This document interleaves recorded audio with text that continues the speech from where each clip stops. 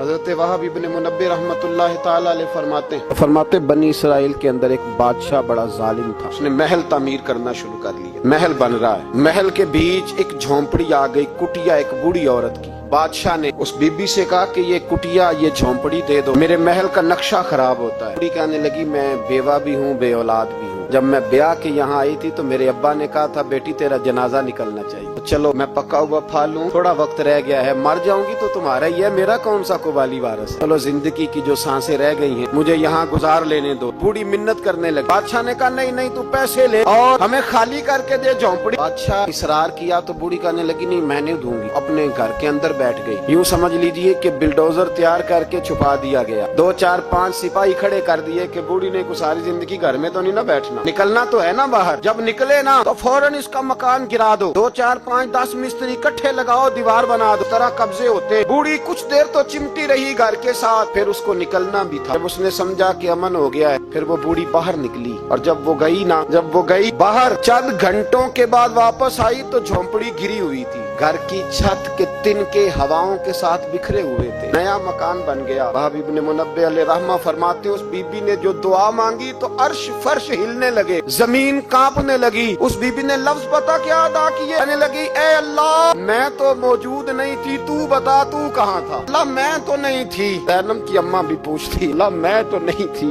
تو موجود تھا نا؟ عرش کا مالک کہتا میں ہلا دوں گا، ذرا ان علماء کو مشائخ کو ان ارباب اقتدار کو دیکھ لینے دو، میری ڈھیل ہے میں انہیں ہلا دوں گا۔ اللہ میں تو نہیں تھی، تو کہاں تھا بتا؟ اب کہیں نے فرمایا جبریل دوڑ کے جا، اللہ حکم کیا فرمایا الٹ دے اس بستی کو، تباہ کر دے ان لوگوں کو جو ظلم پر چپ رہتے، انہیں تباہ کر دے۔ دنیا میں قتیل اس سے منافق نہیں کوئی جو ظلم تو سہتا ہے بغاوت نہیں کرتا۔ منافق بن کے جینا بند کر دو، مومن بن کے جینا سیکھو، ظالموں کے خلاف بولو۔ کہتے ہیں تباہ کر دو بستی کو، بستی الٹ دی اور تباہ ہو گئے۔ یاد رکھو عرش کا مالک کہتا ہے میں دیکھ رہا ہوں، نہ کوئی موجود نہ تھا، میں تو تھا نا، میں تو سارا کچھ دیکھ رہا ہوں۔ میں اس ولا تحسبن اللہ غافلا، لوگ اللہ کو غافل نہ سمجھ۔ پھر میڈیا چیختا ہے کہتا ہے جی بڑا ظلم ہو، اس کام میں سب سے زیادہ کردار اس برائی کو پھیلانے میں میڈیا کا۔ میڈیا تو بچوں کو گناہ کے طریقے بتلاتا، اور حکومتیں ممتاز قادری کا جنازہ نہ دکھانا ہو تو میڈیا سارا بند ہو جاتا ہے۔ تو گند روکنا چاہیں تو گند رک سکتا ہے کہ نہیں رک سکتا؟ پابندی یہ ٹیکنیکلی زمانہ ہے، اگر یہ بند کرنا چاہیں ہر چیز اپنی جگہ پہ بند ہو سکتی ہے کہ نہیں؟ لیکن ہم تو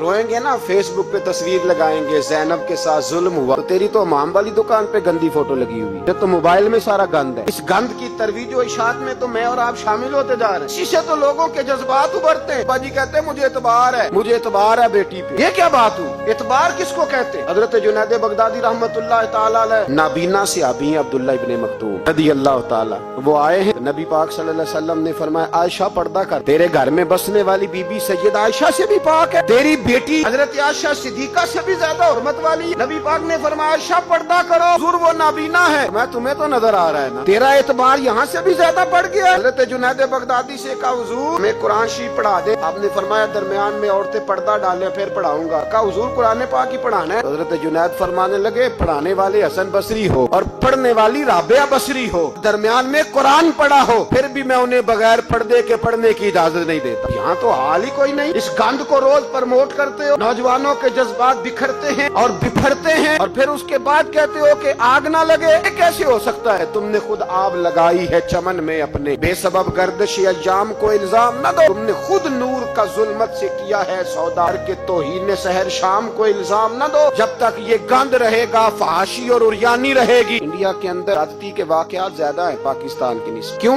کہ گند زیادہ ہے۔ اسلام نے تو نظر تک پر پابندی لگا دی، اپنی نظر بھی مومن جھکا کے رکھی، جو چیزیں سبب بن سکتی ہیں ان پر بھی پابندی لگا کے رکھی، توجہ ہی نہیں کرتے، خیال ہی نہیں ہے، پرموٹ کیا جاتا ہے۔ سب سے دوسری بڑی وجہ یہ ہے کہ مجرم کو سزا نہیں ملتی، مجرم کو سزا چھوٹ گیا نا، سرے عام ایک بڑے آدمی کا بیٹا قتل کرنے والا چھوٹ گیا نا، وہ جس نے سرے عام ایک سپاہی کانسٹیبل کو کچل دیا تھا وہ بچ گیا نا، آ گیا نا باہر۔ میرے رسول پاک صلی اللہ علیہ وسلم نے قانون دیا، قانون ایک عورت نے چوری کی، اس کے حضرت سیدنا اسامہ بن زید حضور کے محبوب صحابی سفارشی بن کے آئے، حضور تھوڑی لچک دے دے، پاک نے فرمایا سنو میری بیٹی فاطمہ بھی چوری کرتی تو میں ہاتھ کاٹ دیتا۔ مجرم کے لیے سزا ضروری ہے، مجرموں کو سزا ملے گی تو حالات بہتر ہوں گے۔ کہتے ہیں سرے عام پھانسی لگاؤ، قانون میں گنجائش نہیں، تمہارے हमारे लिए कानून रोज बदल जाता है। कहा गया सरेआम फांसी दो तो कहने लगे आइन में गुंजाइश नहीं चौक में फांसी देने की। और तुम्हारी जरूरत पड़े तो आइन में तरमीम हो जाती है। आज जैनब को जरूरत पड़ी है तो क्यों तरमीम नहीं हो सकती? आज एक गरीब मजलूम माँ को जरूरत पड़ी है तो तरमीम क्यों नहीं हो सकती? चौक में फांसी दो,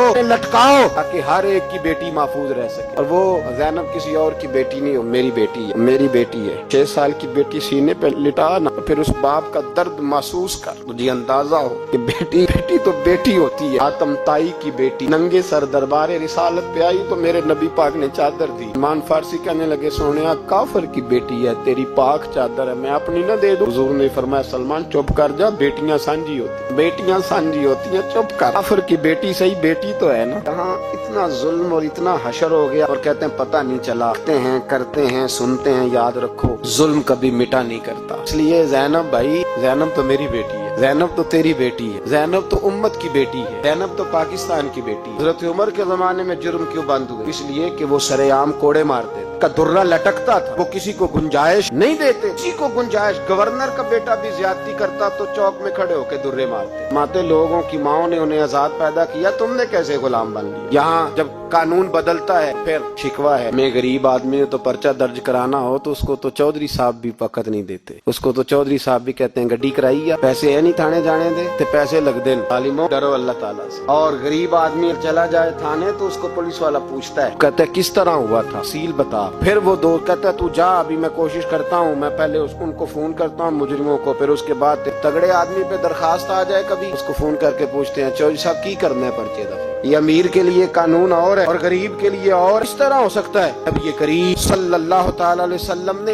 इंसाफ की फराहमी छोटे बड़े के लिए एक रखी। याद रखो हिसाब तो देना, जो ज्यादती करेगा उसने हिसाब ना पड़ेगा। हजरत उमर फरमाया करते थे मेरे दौर में कुत्ता भी प्यासा मर गया तो हिसाब मैंने देना, क्योंकि मेरी हुकूमत थी, कुत्ते को पानी मिलना चाहिए था, उसके दरवाजे तक पानी पहुँचना चाहिए था, हिसाब तो देना है। करान शाह बादशाह गुजरा है ईरान का, कुछ नरम दिल था, उन्हें सैर करने निकला, दरमियान में पुल आता था, दरिया था, उसका पुल था, पुल के उस पार जंगल था, सब्जा था, सैरगाहें बनी हुई थी। बादशाह वहाँ 2-4 दिन रहने का इरादा किया। जब बादशाह वहाँ पहुँचता है ना मकरान शाह, तो उसने देखा कि वहाँ 2-3 दिन क़याम करना है, सैरगाह है, वहाँ उसने रुकने का प्रोग्राम बना लिया। बादशाह तो अलहदा उसके लिए रिहाइश थी, सिपाही अलहदा रहते थे। यहाँ तो लोग कहते हैं ना वो पुलिस को डांटते हैं, पुलिस को पूछते हैं, भाई पुलिस तो तुम्हारे मतहत होती है, पुलिस तो समझ गई है तुम किस तरह उनसे काम लेते हो, तो तुम अपने तहत रखते हो। पुलिस वाले अलहदा रहते थे, उसके साथ जो सिपाही गए हुए थे, मैन गए हुए थे। करान शाह सैर सपाटे पे रहता था, एक बूढ़ी औरत थी, उसकी एक गाय थी, जंगल के अंदर बूढ़ी रहती थी, गाय उसकी वहाँ चरती रहती थी। शाम को वो गाय घर लौटती, बूढ़ी दूध पी के सो जाती। सिपाही उस बूढ़ी के पास आए, कहने लगे तेरी गाय बड़ी सेहतमंद, हमारे हाथ बेच दे। बूढ़ी ने कहा मेरे बुढ़ापे का सहारा है, उसका दूध पी के मैं जिंदा हूँ, बेचूंगी नहीं। वही वाला काम जो हमारे मुल्क में होता है, कीमत के साथ जमीन देनी है कि मुफ्त देनी है? देनी पड़ती है, गरीब है अगर बूढ़ है मजलूम है। बूढ़ी औरत से सिपाहियों ने बेच दे, कहा नहीं, कहने लगे नहीं बेचेगी तो हम ले लेंगे। उस औरत की गाय जबरदस्ती सिपाही ज़िबा करके खा गए। बूढ़ी ने बादशाह तक पहुंचना चाहा लेकिन उसको पहुंचने न दिया गया, मना कर दिया गया, उसकी रसाई ना हो सकी, गरीब औरत थी। इस दिन मकरान शाह वापस आ रहे थे ना, सैर करके पुल से गुजर रहे थे, किसी ने बूढ़ी से कहा कि बादशाह गुजरेगा, वो छुप के पुल पे बैठ गई। और मकरान शाह जब पुल से गुजरने लगे तो बूढ़ी आगे आई और उसके घोड़े की लगाम पकड़ी। ऐसा जुमला कहा कि मकरान शाह चकरा के जमीन पे गिरा। बूढ़ी कहने लगी मकरान शाह तेरे सिपाही मेरी गाय ज़िबा करके खा गए हैं, तू बता उसका हिसाब इस पुल पे खड़े होके देना कि पुल सिरात पे देना? बता यहाँ खड़े होके देगा कि वहाँ खड़े होके देगा? अरबाब इक़्तिदार हुकूमत के वाहनों में बैठने वालों, बताओ ज़ैनब का हिसाब दूर के चौक में खड़े होके दोगे कि मैदान महशर के चौक में खड़े होके दोगे? बताओ कहाँ हिसाब देना है, देना है कि वहाँ देना है? हिसाब तो बहरहाल तुम्हें देना है। यहाँ दोगे हो सकता है कयामत में बच जाओ, अगर यहाँ नहीं दोगे तो वहाँ लटका दिए जाओ, रुसवा किए जाओगे, पूछा जाएगा। मकरान शाह चकरा के गिरा जमीन पे और गिर के कहने लगा बीबी मैं वहाँ हिसाब नहीं दे सकता, दो देना यही ले ले, जो लेना यही ले ले, आ जाओ आ जाओ, वक्त है, गुंजाइश है, मोहलत के दिनों में तौबा कर लो, लटाओ, अल्लाह के हुजूर हाजिर हो जाओ। इस मुआशरे को सफाई की जरूरत पड़ गई है। इस मुआशरे में हर आदमी अपना किरदार अदा करे, जालिम के खिलाफ उठे, बेहयाई, फहाशी, यानी निगाही इसके खिलाफ उठे। अमीर मुआविया रज़ी अल्लाह तआला अन्हु अपने दौरे हुकूमत में बाहर निकले, एक बीबी बापर्दा औरत बुरके में गली में घूम रही, बुरका डाल के।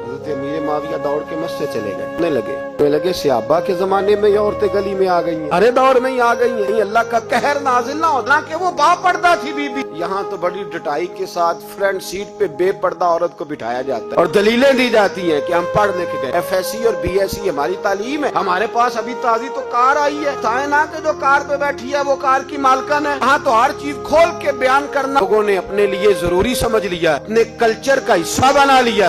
فحاشی کے خلاف، حیائی کے خلاف اور یانی کے خلاف اٹھو اور اس پل کو باندھو۔